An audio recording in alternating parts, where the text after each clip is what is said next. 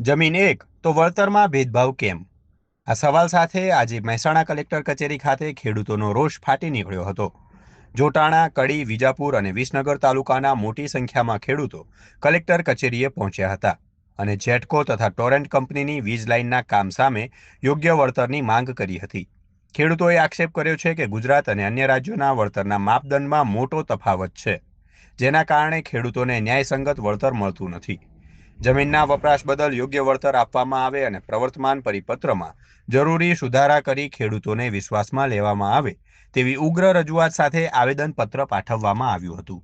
પહેલા તો અમે જે 4/7/2026નો પરિપત્ર એનો સખત વિરોધ કરીએ છીએ. બીજું, અમારા ખેતરમાં ટ્રાન્સમિશન લાઇન જેટકો અને ટોરેન્ટ એ બે કડીમાં આવે છે. બાકીના 3 તાલુકાની અંદર જેટકો આવે છે. અને અમારા ખેતર માનલો 5 વીઘાનું ખેતર હોય, એમાંથી ટ્રાન્સમિશન લાઇન નીકળે અને એ લોકો તો અમને ખરેખર વળતર તો જે એમનું વારો એ જ આપે છે, પણ બાજુની જે જમીન રહી એની અમારી 50% કિંમત થઈ જાય છે, તો એનું વળતર કોણ આપશે? કેટલા ખેડૂતો હશે? આમાં 4 તાલુકાના ખેડૂતો, હજી તો બીજા ગામમાં એ લોકોએ નોટિસ નથી આપી. હાલ 300 ખેડૂત તો અસરગ્રસ્ત છે. હવે તમારી માંગ શું છે?